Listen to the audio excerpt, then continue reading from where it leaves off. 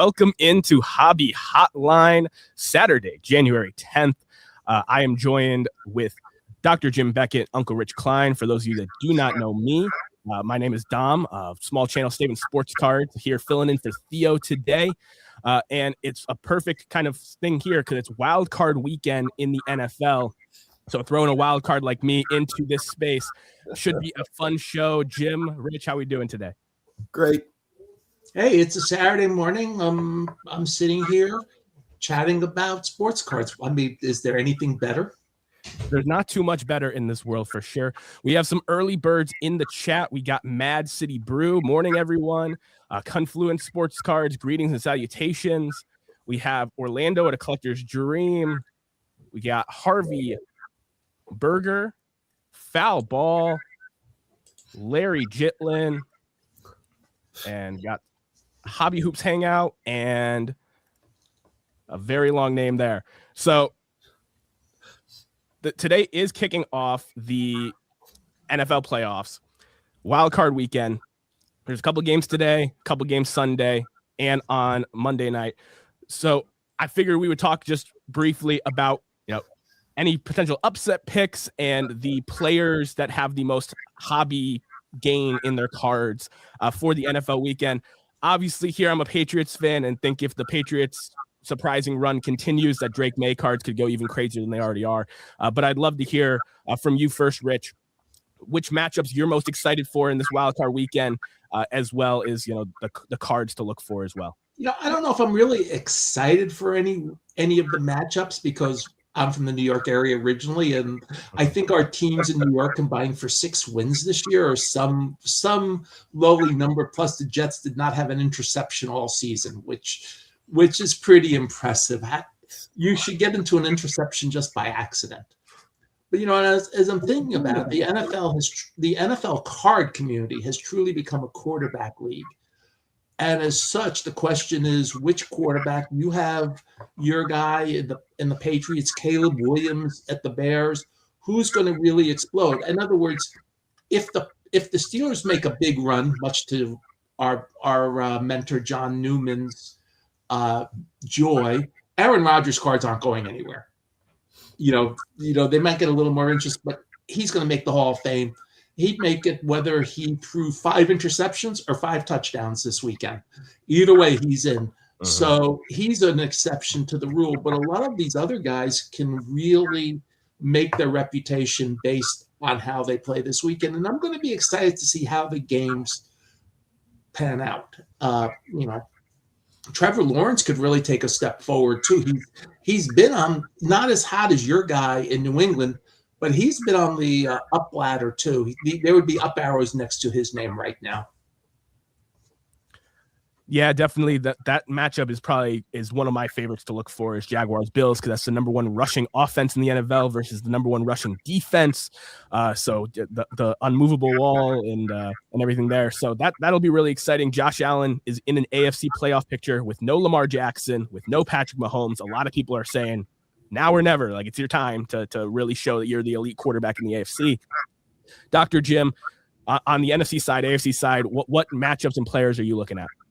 Well, I put on my NFL cap because I'm really more, the Cowboys are my local team here. They're not in the playoffs again, so I'm an NFL fan. But my question to get to the next layer is, what do you have to do as a non-quarterback in the NFL to get recognition? And so if your quarterback has a good game, there's some impact on their cards, unless they're, like Rich said, unless it's, Aaron Rodgers, who's already established himself. But these younger quarterbacks, well, what do you have to do if you're a receiver, or if you're a DB, or even if you get several sacks? It seems like it's like a pretty good quarterback is better than a superstar receiver. That doesn't seem right. Yeah, I'm sorry, go ahead. Oh, it's fine. That dichotomy has always kind of confused me with NFL cards. I've slowly collected less and less NFL over the years. And part of that is kind of the same thing. Like, people go crazy for the quarterback. So if there's a quarterback you like, you have to pay an arm and a leg to get them. And some of the other players, just the prices don't seem to be there. But going back to the Steelers, while Aaron Rodgers' legacy is cemented, Steelers have a long history of great defenses. I think if the Steelers go on a run here and TJ Watt is at the forefront of it, that he can cement himself to a higher level of all-time NFL defensive players on a run. So that's an example of that. But there's, like you said, it's mainly with the quarterbacks that aren't quite at the top or are towards the top that can try and reach that next level. So you say TJ can reach the level of a second-tier quarterback? Maybe.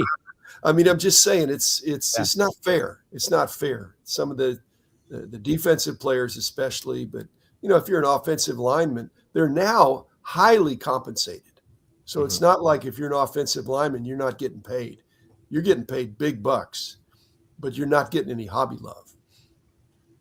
What is interesting is that if you look at the history of football cards, your Jim Browns, your Gale Sayers, your Jerry Rices, they're all priced very appropriately.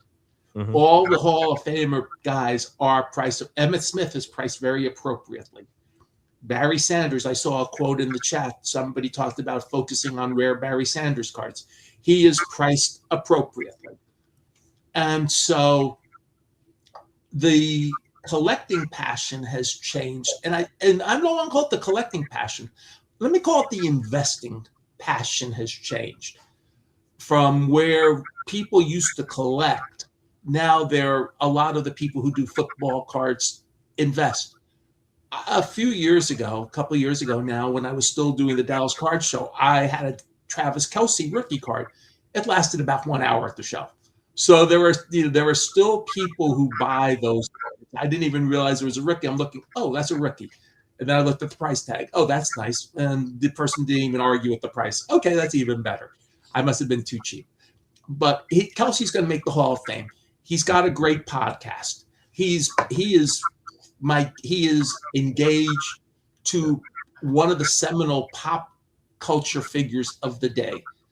He will probably, if he retires, become a studio analyst or a game analyst, the minute he retires, because he's very media savvy.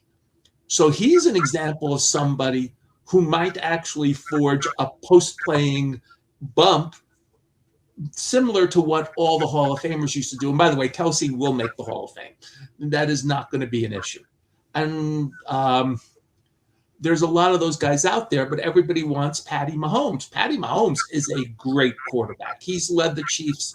I mean, this is the first year in like 9. They're not even in the playoffs. They're not even making, they were in the championship game in the conference for like 9 straight years. So the quarterback has become the dominant figure. Also, the media has made the quarterbacks the dominant figure. They don't quite do the same anymore for the rest of the team, despite of how football is a team game. As when I worked at Beckett under Dr. Jim, our football editor at the time, David Lee, always used to tell me, Rich, it's not just the quarterbacks. It's a team game. Everybody's important. Well, everybody's important except in the card collecting hobby. They're just hierarchies. I mean, it's just but it's like even an average quarterback is better than a superstar at another position. Dom, it may not always be that way. As you're pointing out, we're saying that back over the years, when you look back, Jimmy Brown and Jerry Rice, when they've had enduring careers at a superstar level, at these, especially when they're scoring a lot of touchdowns and they're acknowledged as some of the best to ever play at their positions. Those have good value, but still, the quarterbacks. But there's a bargain. There are guys out there that I know, collectors, who are savvy, who are saying, I'm buying all pro receivers because I think they're undervalued and I think they'll be greater. And if they go on to long careers at a high level, yes, there probably would be good investments if you want to talk about investments. But it's just people want to collect players they like. One thing to understand about receivers nowadays, especially, is with the way the passing game has evolved, there's a lot of really good receivers out there. It is not like it used to be where if you had a great receiver, that was a special task. Now every team seems like they'll have a receiver who might be able to get 100 catches in a season. That used to be such a benchmark and, beyond belief. Now it's fairly common. So, and I may be exaggerating a little, but my point is there's a receiver on every team. And it's going to be hard to separate who's what. But I think your point on the Watt brothers is good. The other Watt brother is a personality. TJ will be a personality too. And if he does have a great playoff run and the Steelers have a great playoff run and John Newman becomes very happy, he could really have a significant bump up in price. I think that's I didn't realize it, but that's a very underrated choice. Yeah, I was trying to look for a non-quarterback because that seems to be the talking point for every single football card conversation I ever hear is about like which quarterbacks to buy. And people were even buying second and third string quarterbacks when the hobby was a lot stronger, hoping that they'd get playing time. I want to highlight this comment from Orlando talking about looking at Terry Bradshaw. His cards are cheap and he's in the spotlight. Vintage football is undervalued. I think this ties into what you guys were saying because back in the day, you wanted your kid to play running back. Because the running back was what the offense was built around. The NFL was ran on offense, run first offenses. The Jim Browns, the Gale Sayers of the world, those were the guys. And I think that reflects the card market too, because that was how the offense was. Terry Bradshaw's passing numbers aren't even a third tier Hall of Famer from the 90s and 2000s and today. So seeing that dichotomy, what do you think that means? Seeing what's happening in the modern market, what do you think that impact would be on the vintage guys like Terry Bradshaw and stuff like that as the quarterback position continues to be number one? Will it impact the older veterans? I disagree that he's cheap.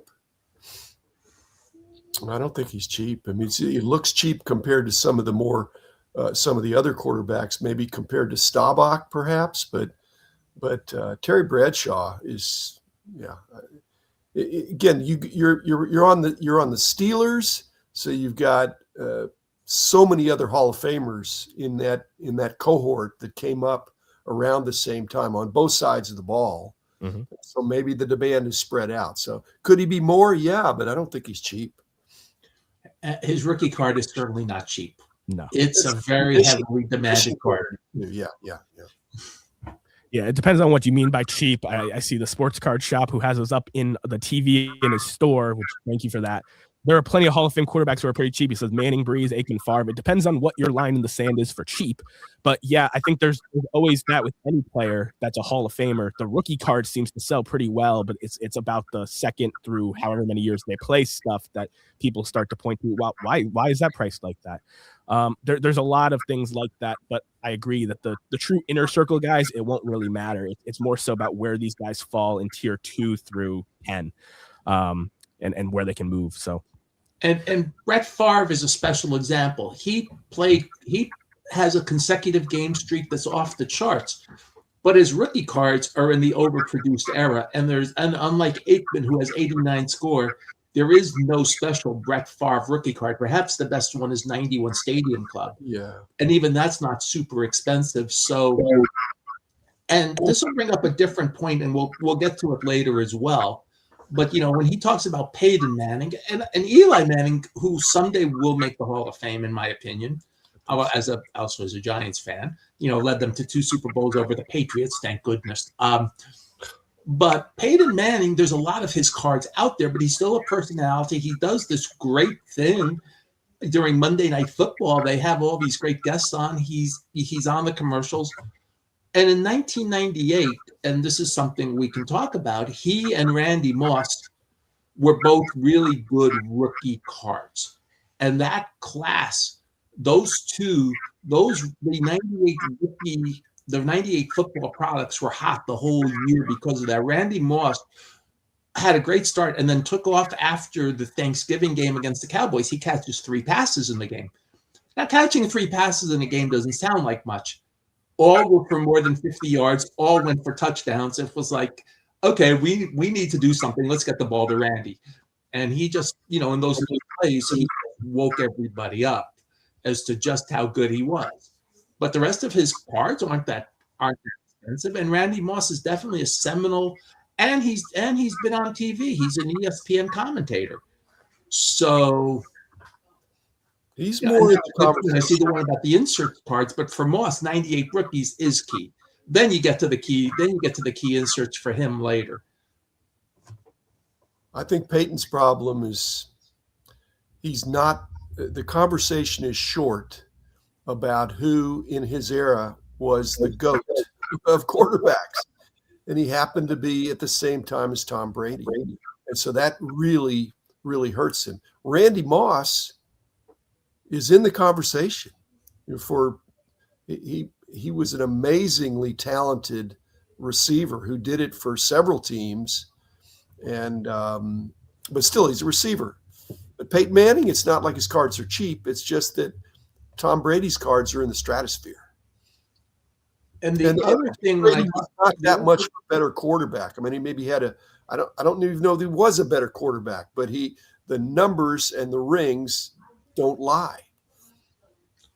And the other thing, when I talk about the 98 football class, it kind of also, and then with 2001 baseball, it woke up leagues to, hey, wait a second, if you get rookie cards that are having good years in their in the products in their rookie year, okay, wait a second, we can sell more product. So it's also is a good business decision to make more products in 98. And then in 2001 in baseball, when you have each your own pool holes, and a lot of that helps trigger some of the changes made, really triggers. I mean, it was a good decision to have rookie cards in baseball the year that they actually make the major leagues.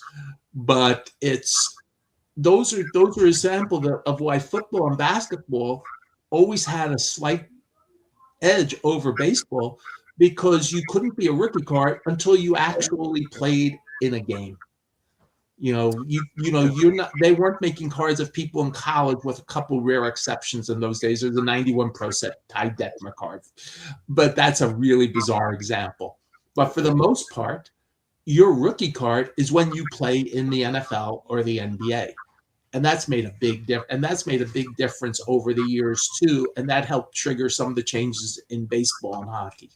And baseball's played some games with call-ups and when players get into what series. They have to wait to the extended series when it's, I think, somewhat contrived, and collectors want the cards as soon as possible.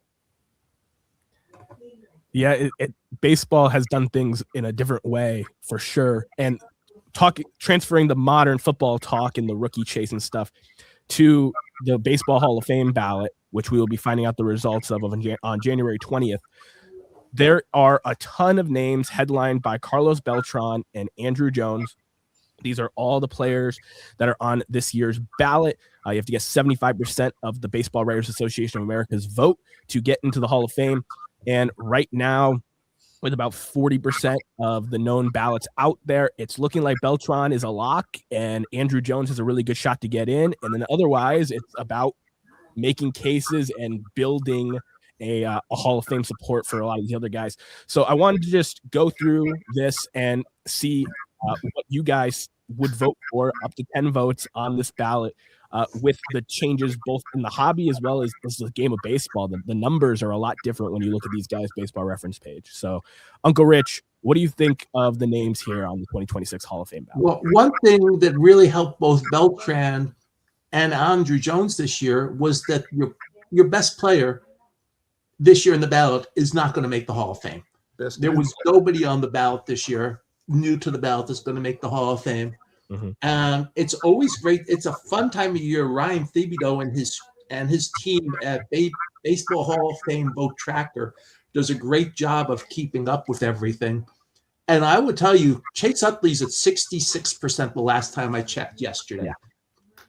When you're at 66% and it's only your third year on the ballot, the odds are really good unless something really strange happens. You're going to be in the Hall of Fame in a year or two.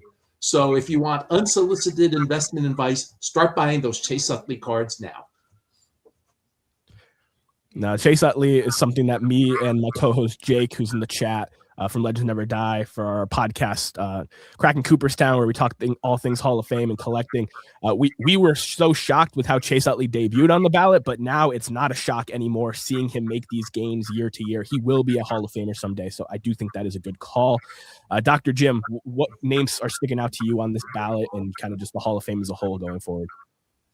Well, I think Beltran's going to get in spite of, he's not the pure as the driven snow, but he's on his record. He's going to get in.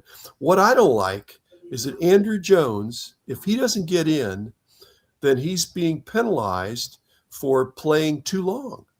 He was good enough to play, but he wasn't playing at a high enough level those last few years. And I don't like that. I don't like that. He had some great years. I think he is a Hall of Famer for his, whatever they say, the 7 best years, something like that. And then I look at Chase Utley and I say, you know what? He's eventually going to get in. What's keeping him from being in right now? To me, he's my third pick. And I stopped there. I'm not voting for all 10. I'm not going to vote for A-Rod yet. I'm not going to vote for Manny yet. I'm going to see how that goes, but I think there's sentiment against those guys, even though they're way beyond Hall of Fame numbers. But Chase Utley's my third guy, and the others need to wait. I'm not Bobby Abreu. I'm not picking him. Andy Pettit, I'm not picking him.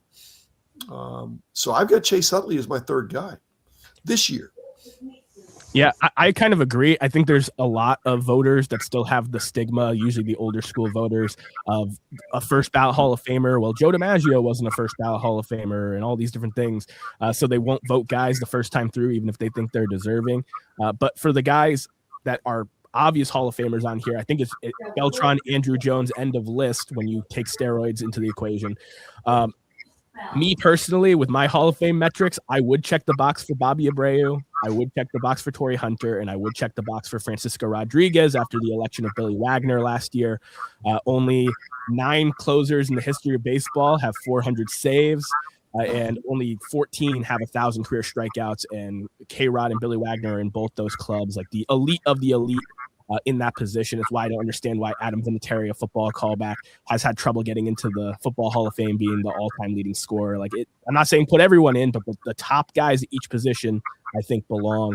But I think something that's a trend going forward for the Hall of Fame is the rule of 2000, which has been in place for a very long time, where if you have less than 2,000 career hits, the Baseball Writers Association of America is unlikely to make your case. And I think Andrew Jones and Chase Utley's support, respectively, has been really good for that rule to potentially break. There's only one first-year candidate on the ballot this year with over 2,000 hits, and that's Nick Markakis.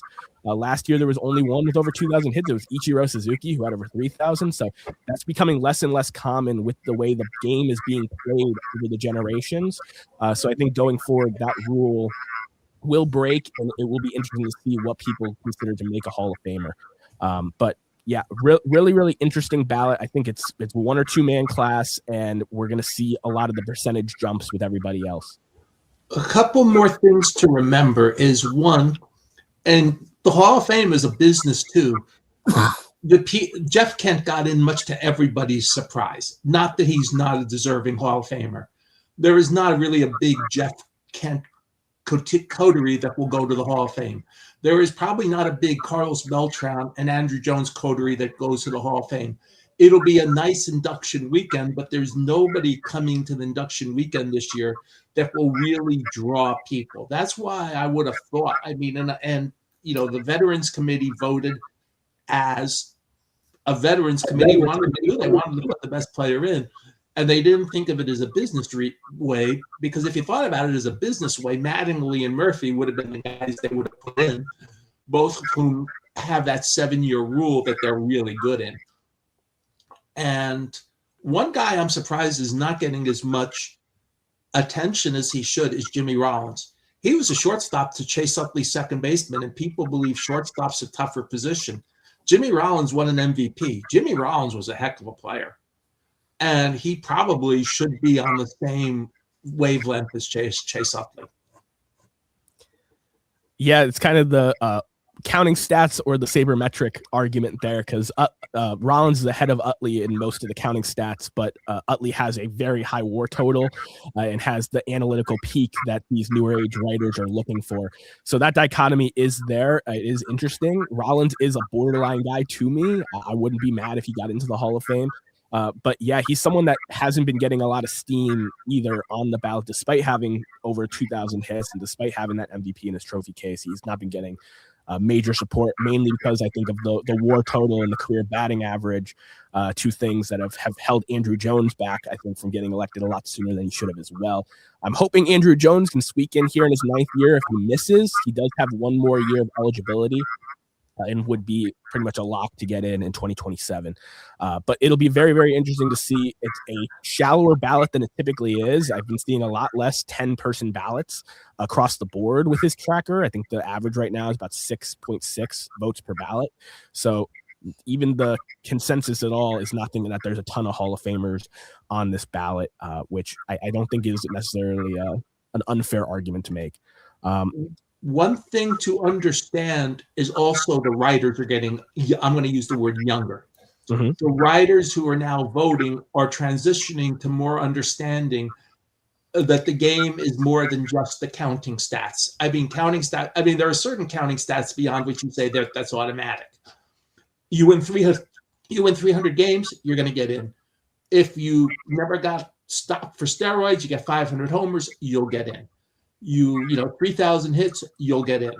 But other than a few really important counting stats, the writers now look at an overall thing. Speaking of WAR and all that, Felix Hernandez is a good sneaky pick on that, because his best 7 years are really good. And he won a Cy Young Award with a year that when Dr. Jim was growing up, when I was growing up, nobody would have even thought about them as a Cy Young Award winner. In 1987, people still think Nolan Ryan should have won the Cy Young Award. Today, he might have won it even with an 8-16 record, because he led the league in strikeouts and ERA that year. Mm-hmm. Today, he might actually get serious consideration. In 87, they gave it to Steve Bedrock Bedrosian, as the Cy Young Award winner, which shows you how even the voting for Cy Young MVP has evolved as well. The quandary the voters had this year in the AL, and it was pretty close, was between Cal Raleigh with the great nickname of Big Dumper versus Aaron All Rise Judge. Hey, two guys with good nicknames. And Judge had a better WAR and everything, but Raleigh hit 60 homers as a catcher. And it was a close race because of that. And so we are watching some transitions in how people vote, both for the Hall of Fame and for the major awards. Yeah. Guys, go ahead. Well, I was just saying that if we're card guys, so you go to a card show and there's 20 cards on the table and they're all the same grade, they're all equivalent scarcity. And they're the 20 different guys, the top 20 on the list of potential Hall of Famers on this list we're looking at. Mm-hmm. A-Rod is going to get picked. If you get to only pick one, you would pick A-Rod. He's the best player by far, and I think collectors would recognize that. Now, he's not going to get the price. He cannot command the price that he should command until he gets in the Hall of Fame. But to me, I don't even know who is second. If you had equivalent scarcity of cards of one of each player, what would you take? I would take A-Rod first. I would not take Manny Ramirez second. Might depend on where we're living. Andy Pettit or King Felix. I think he's eventually in the Hall of Fame, but not this year. So I think it's a bunch of really good players who are not inspiring to card collectors or to the Hall of Fame. So we'll see. Okay, I want to switch slightly, only because there was a not yet proved, and it could be one of these Facebook click things that Mickey Lolich had passed on. As far as we know, he's still living. If you look at Mickey Lolich's stats, he is part of that group where if people you think, hey, he should be in the Hall of Fame. And today, if he got those stats, he'd be a first ballot Hall of Famer. And he's consigned with Louis Tiant and Tommy John into a different world where counting stats, and yet those guys won way more than 200 games in the majors. Lolich was a World Series hero. Tiant was a World Series hero. Tommy John has a surgery named after him, for crying out loud. I mean, what more can you want for Hall of Fame is to have a surgery named after you and win 280 games in the major leagues. So there's still some evolution going on. Mm-hmm. Yeah, and I think to bring it back to Jim's hobby element, that's more so where I spend my time, is not necessarily just going after the guys that are on today's ballot, but some of the guys that have gotten overlooked over the years. Because I think as the voting changes and the careers change, you look back at guys that have been retired for many years, and their numbers will be significantly more impressive than a lot of the guys that are getting into the Hall of Fame through the writers, which is where the era committees can put in these guys, and they can have a Hall of Fame bump and hobby rise and people going after their cards too. So I'm more in that camp of going back and grabbing some of those guys than I am grabbing some of the guys that are on the fringe of a weaker writer's ballot like this. I do think Carlos Beltran has that scandal right at the end of his career, obviously, that has costed him. I do think that he is, like, no doubt about it, Hall of Famer, but just the 5-tool center fielder, fourth most home runs by a switch hitter all time. Like, he's a really, really good player that would have been in first or second ballot if he didn't have the trash can scandal being the scapegoat for that. He was the one retired player, so they put it all on him, and they didn't punish any of the active players back when that came out. But there's only a handful of, like, top tier echelon guys on there. Otherwise, you're talking about guys that maybe had, like you said, that 7-8 year peak. Felix Hernandez debuted with 20% on the ballot in his first year last year, and he's looking like he's going to get another big gain this year. Cole Hamels is the one first-year candidate that I think is going to hold on to the ballot, and he's got comparable strikeout numbers to King Felix and a pretty good WAR total as well. I think it's the same exact as Mark Burley's. So there's a handful of pitchers that are going to challenge that. But when you look back at Louis Tiant and Tommy John and Mickey Lolich of the world, even way further back to the dead ball era, you got like the Jim McCormicks of the world and Bobby Matthews, who's 3 wins away from 300. Those totals might not be possible anymore, but you can look back in time and see the guys that came really, really dang close. So that's kind of the fun thing with the Hall of Fame. You know, Dom, the other rule is you got one game. Who do you want to pitch it? You know, and if you even out the eras and just say, who's going to be your pitcher for a game 7? I think I'm picking Mickey Lolich. So who's your pitcher? Is it Andy Pettit? Was a pressure pitcher? Burley, Cole Hamels. There's some really good pitchers there, but in the it's like how Jack Morris got in.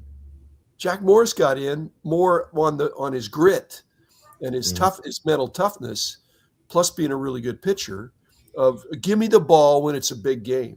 And that, to me, that adds the element of that's who I want in the Hall of Fame. The big players in the big games.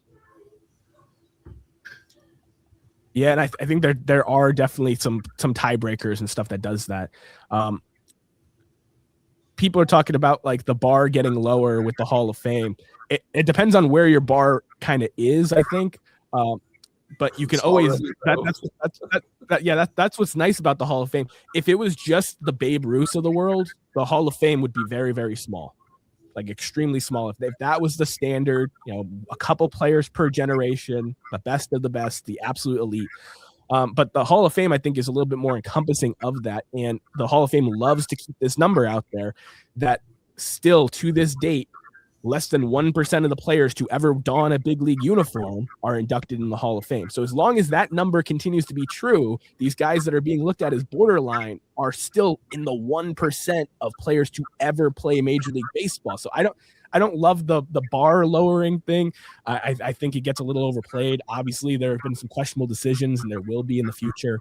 But where are your guys' kind of lines in the sand when it comes to these careers? Like, are you willing to just say, you know, if they're this great for 7 years, it doesn't matter what the career totals are? Do you have to have like a baseline of career totals? Like, What do you think about the? Let's use what you said, Dom. I like what you're saying, and I think that's a popular argument.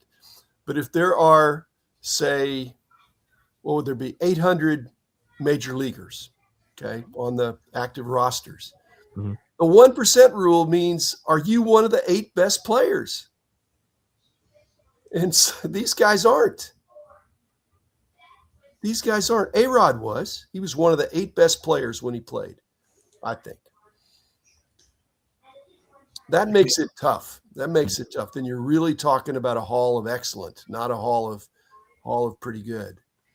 You know, there was a great comment a few comments ago about, I believe, Tommy John and somebody else, and I think I've brought this up, where the Hall of Fame in baseball does not really have what Hall of Fames in other sports have, which is a contributors. And, you know, Tommy John could make the contributors. Buck O'Neill would have been in as a contributor. You know, there are people like that. Lefty O'Doul would make a great contributor. He brought baseball to Japan. You can put people like that in the Hall of Fame.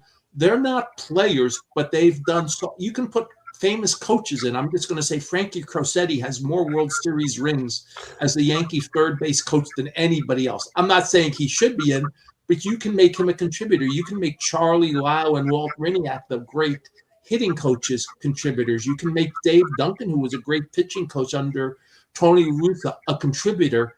And you can put them in the Hall of Fame. It's not degrading the Hall of Fame to have contributors to the sport. In fact, people think that's how Roger Bresnahan made the Hall of Fame. He was a decent enough catcher, but he invented shin guards. Then he became a manager. He was a figure in baseball. In some ways, Roger Bresnahan is really in as a contributor, but they kind of snuck him in as a player in those days. And that's an example.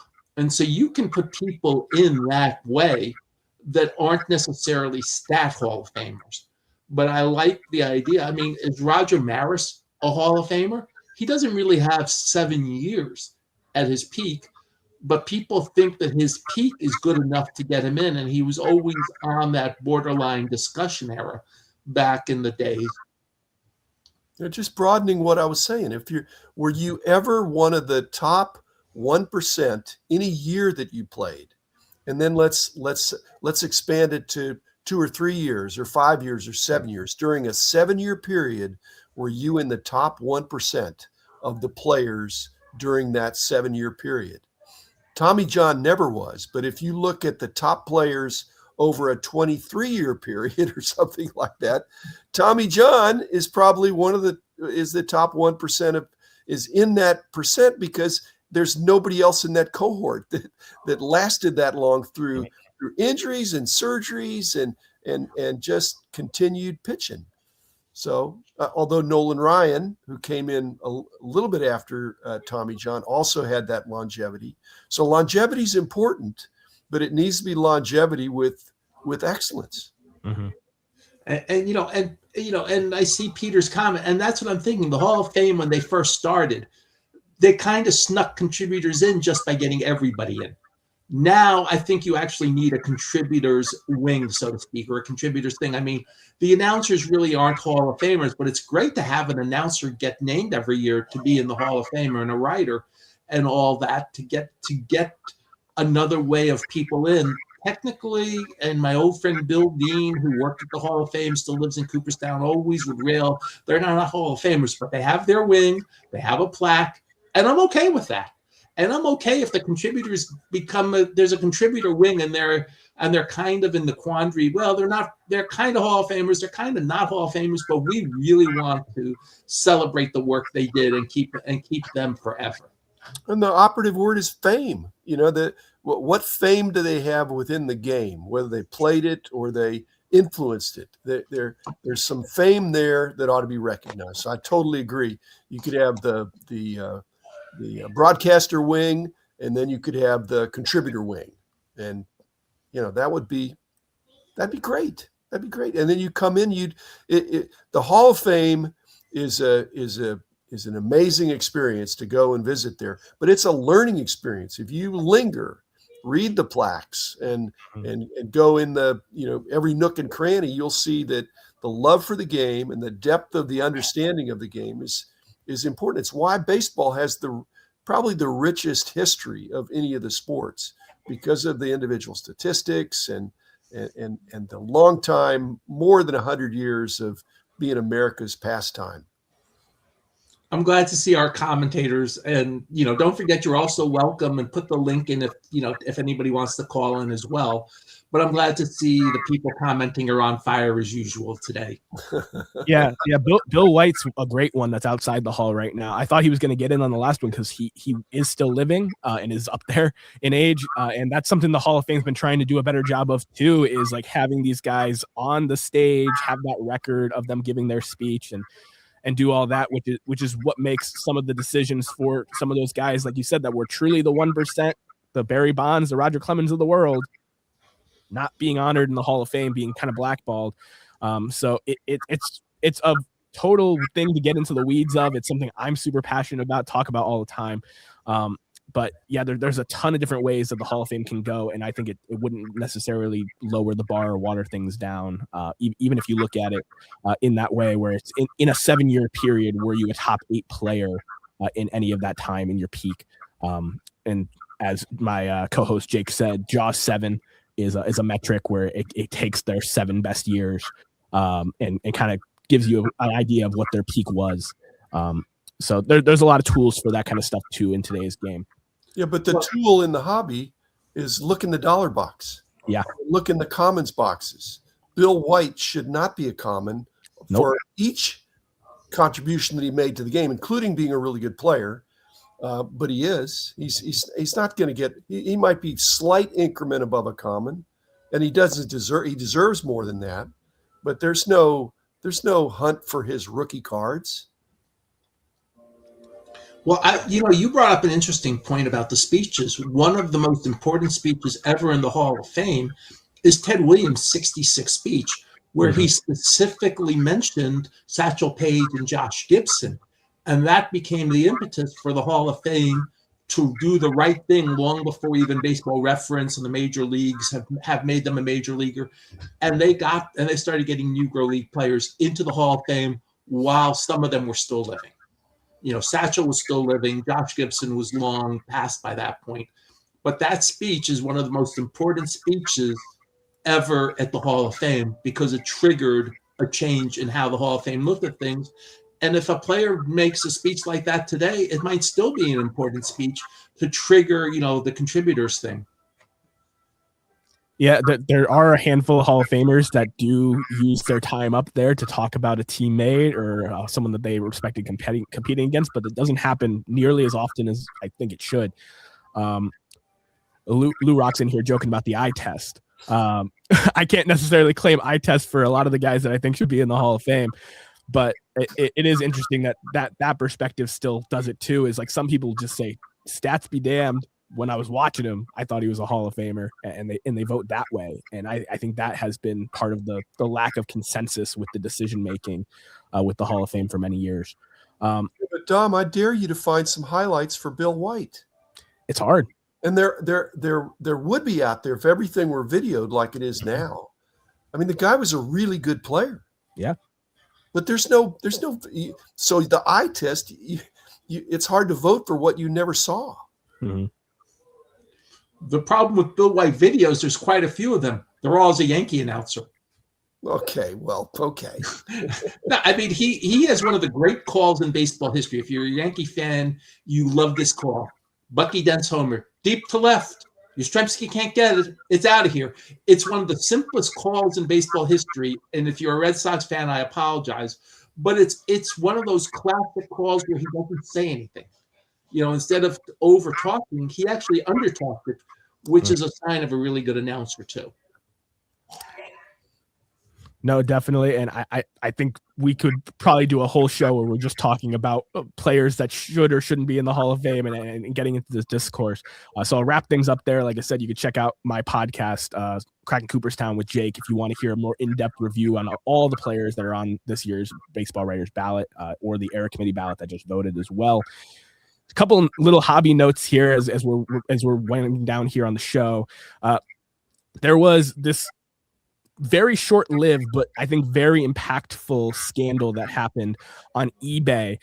And this was reported on by Neo Cards and Comics and Mike over at Junkwax Hero, talking about the same eBay buyer bought 3 different cards, all lower-end autographed cards, and sent the seller pictures of damages that were proven to be AI-generated photos in order to get a refund. And while taking a Christian Encarnacion Strand or a Luis Angel Acuna is not necessarily like a grand crime, it is an illegal, immoral thing that was done. And I think it kind of plants the seed for what will AI have on the future of this hobby and like the different ways it can go. Where there is opportunity, there will be opportunists. So starting with you, Uncle Rich, what did you make of this story and kind of the potential outburst that this could cause? It got caught very quickly, which was good to see. Mm-hmm. And as you brought it up, and I'm thinking, that's why people counterfeited $20 bills or, $5 bills, not the $100 bills. Those $100 bills you would pay attention to. The $20 bills you would, it's fairly normal, so you would just accept it and, oh, shoot, that's not a real bill. And so if this one was caught easily, but it will get better in the future, and it will be very tricky going forward as well. And how are the grading companies going to catch these too? These were like graded cards, so there's better ways than that too. I mean, I think you would have a better shot of doing raw cards than graded cards, because the graded cards are now all scanned, they're all there. The raw cards, you buy them in a value box, and then you sell them, and nobody would know the difference. And so I think long term, there's going to have to be things to be done with it, but at least this one got dealt with very quickly and very efficiently. Well, I mean, I think the problem is people think AI is bad, and they bury their head in the sand and just say, I'm not going to be involved in it. Well, unfortunately, AI is here to stay, and it is a tool. And every hobbyist, based on this latest scandal that I think is nipped in the bud, but there'll be other things they'll try to do with it. Pete, if you're a collector, you need to understand the capabilities of AI, that it can create regular pictures or videos, and it can edit those, and it can iteratively do that. And I think the person that was doing that just played their hand a little bit too strong with some of the cards I saw.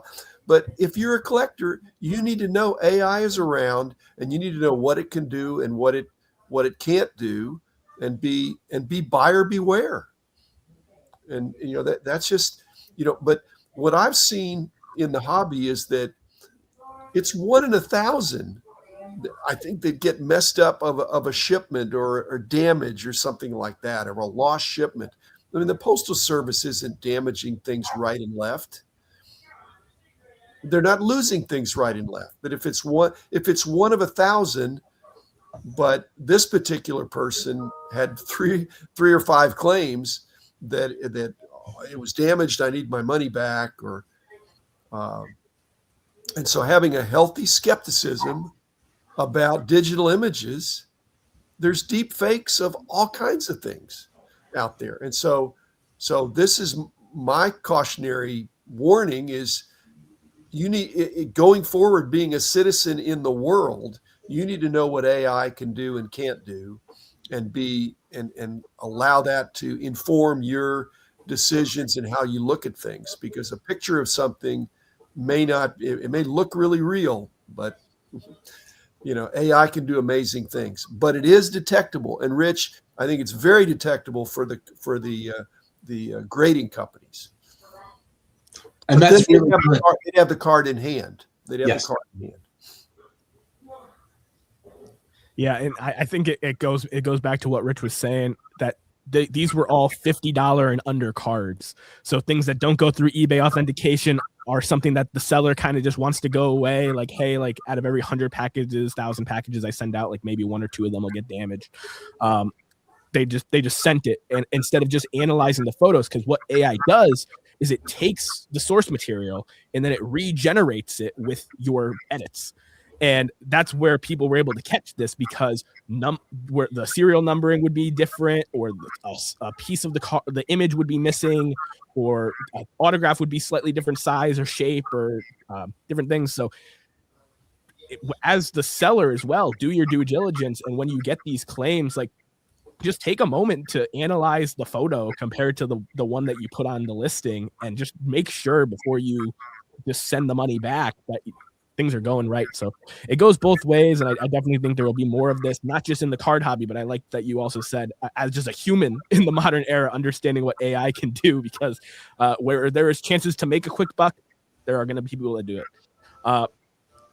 Ending things here on more of a positive note, Arena Club announced a new partnership with the San Antonio Spurs, which I think is a really good sign for the long-term health of the hobby, that we're getting into a more mainstream thing. I've always said this, that our YouTube card collecting is a small niche of the hobby, which is a small niche of sports fans. So being able to bridge that gap and kind of have this more connected thing where there's going to be graded card giveaways at certain games and different referral codes and discount codes for people that buy Spurs tickets or buy stuff at the shop. Like all those different possibilities, I think, are really good. And I hope to see more of stuff like this in the future. Dr. Jim, I'll start with you this time. What do you think of that partnership and the kind of possibilities for hobby companies to be in bed with these sports organizations? Well, they already are somewhat. I mean, Topps Fanatics obviously has deep relationships with the players and the teams. And so I've advocated all along that the card companies should be looking for opportunities to regionally market products.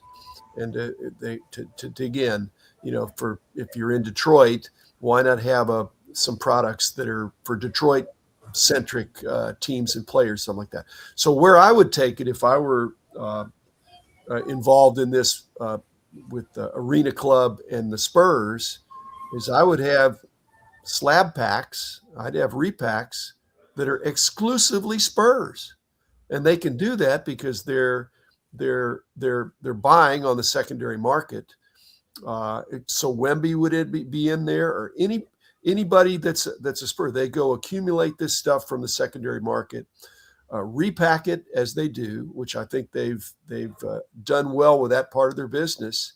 And so it's a Spurs repack opportunity with their platinum, emerald, gold, whatever they have, where they publicize what's the best Wemby that you could get. But you could have Tim Duncan's in there, David Robinson's. You could make it vintage, or you could make it current with these guys.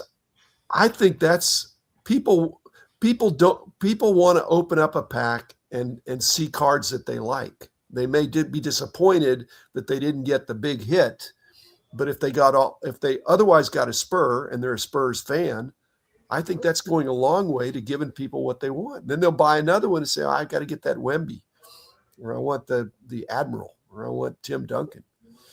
So I love it when they're marketing to the passion of the fan, which is if you're a Spurs fan and you go to the Spurs team shop or the place like the hangar that the Mavs have, and you go in there and you've got a chance to buy $50 slab packs, $250 slab packs, whatever, and they're randomized, and here's the list of what's in it. I think that could sell well. And on a different point, let me remind everybody that Fanatics owns most of the pro shops that are in the team's stadiums and things. And if they have the baseball license, they have the football license, they have the basketball license. It's certainly the synergy, I hate that word, but certainly synergy of putting in your products into a store that you own. And it's not that hard to do, where you can even have not just the chase, but the current year team sets or older team sets of the Rangers here in Texas, or the Cowboys, or whatever, and you put them into you put them into the team sets, and you have value packs. I'll call it value packs. That's the wrong term. You put a superstar. If you have a Cowboy, you put an Emmett or an Aikman or a CD Lamb, or you put or a Dak, and you put them on top, to appeal to all the ages, and you sell them in the pro shop. And and that's something that's really not difficult for them to do. You might have to work with somebody buying those cards to sell them, but on the New Year's, Topps for 20 years now has done the team sets you see at Walmart and Target and all that. Mm-hmm. Don't you think they should all be in their team set in their pro shop, since they own that? So there's all sorts of price points you can do as well that will work for people going to games. So to me, the question is, why doesn't Fanatics want to do that themselves? Why do they want to abdicate that to another entity in the hobby? And they may just say, we're making the cards, and the fact that a third party is repackaging them, then that's okay. But I think there's a big opportunity there. Wait for the monopoly case to go away and then watch what happens. That was kind of my point too, is like, I think that this was big news, one, because it wasn't Fanatics and that giant umbrella that they have formed, but also that it was an organization like the Spurs, because they're an upcoming team with one of the hobby's most collected stars in Victor Wembanyama. So that combination to start is really exciting.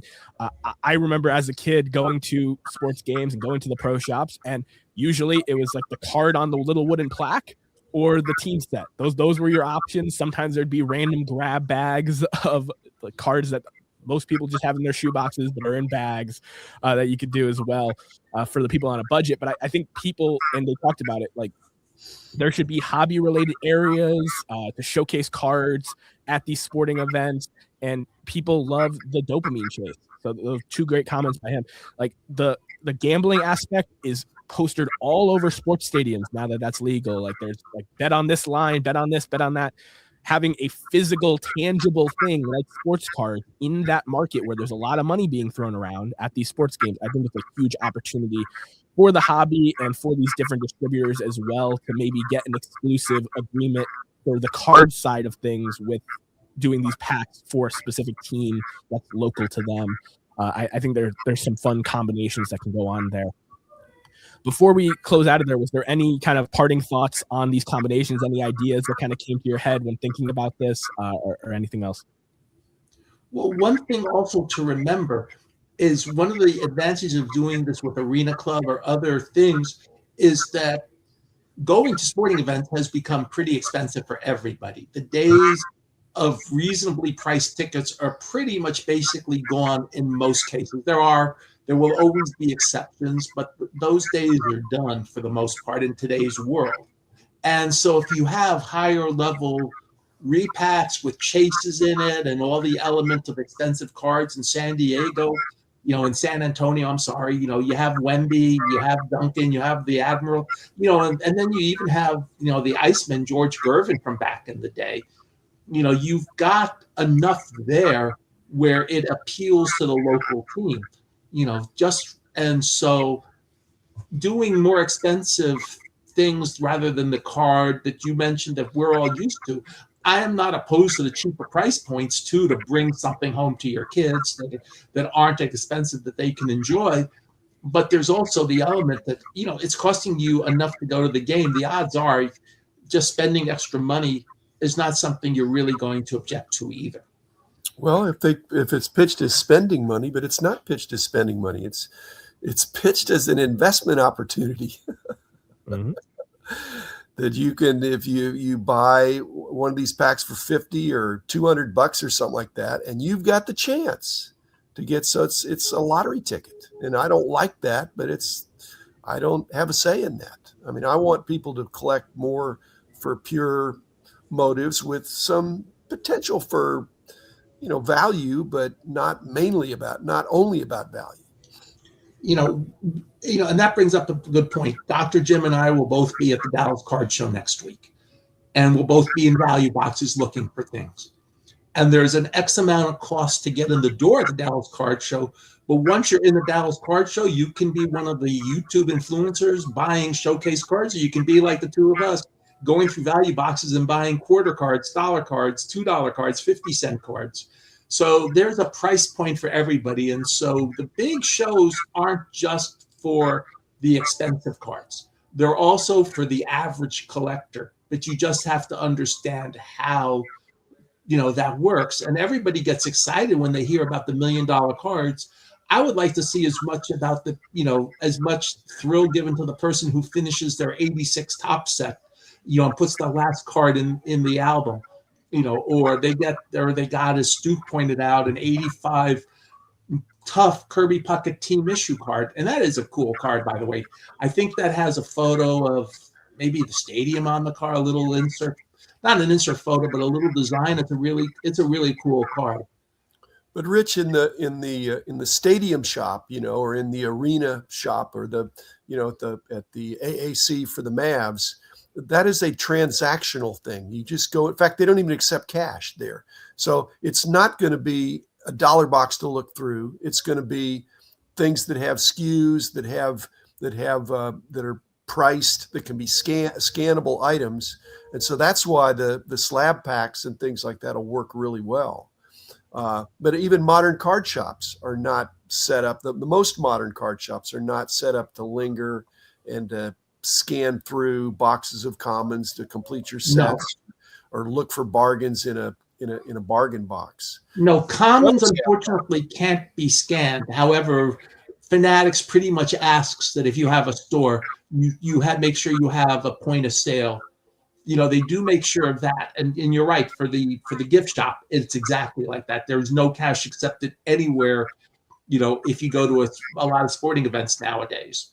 Mm-hmm. But, in terms of the gift shops, yes, but in terms of the card show, there's still cash to be accepted. And so I know we did a podcast years ago about are we ever going to transition to the card shows being all cashless? And, you can look it up on his pod, and I was thinking about that. I was actually looking yesterday to see how many views you've gotten on YouTube of all your videos. I have some strange habits. And, but, I forgot about it. We did a cashless podcast, and it's something interesting because, at the stadiums, there is no cash. At the card shows, yes, cash is still king, or cash is still somewhat, or cash is at least, if not the king, the prince who's next in line for the throne. Well, until you get above six figures. Yes. You brought in your Pelican case full of cash.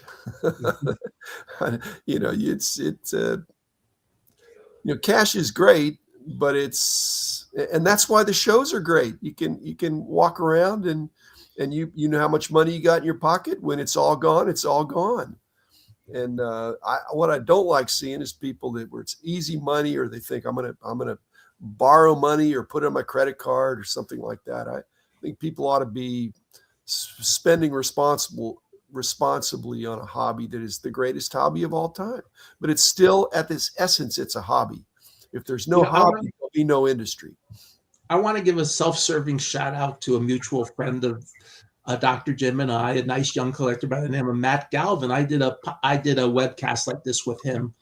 And Matt is a perfect example of a younger collector. He's 30-ish, and he's collecting nice cards, but he's got 2 kids, and he has a budget, and he stays within his budget. And I'm just using him as an example of somebody who knows what he wants to do. And he's already done some twists and turns within the hobby. He started with T206 and now has switched gears a bit.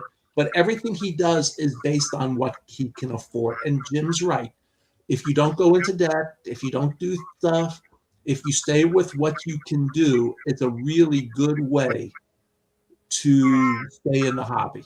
There's so many ways. But educate yourself to know where the pitfalls are of going into debt, or not knowing the capabilities of AI, or not knowing that what's a rookie card and what isn't, as Victor would help us with. I told Victor, and he actually researched it, that he was Diogenes looking for the true definition of a rookie card. Oh man, no, this is great. I enjoy your podcast together extremely. I know a lot of people out there do as well. I wanted to thank you both for your time today. I think this is a really good show. We covered a lot of stuff. I want to thank everybody that was in the chat. There was a lot of people. We peaked at, I think, 49 viewers at one point. So thank you to John Newman and Theo for this opportunity. Thank you to For Collectors for putting this on. And you will see this same show with a different group of people next Saturday. See you guys next time.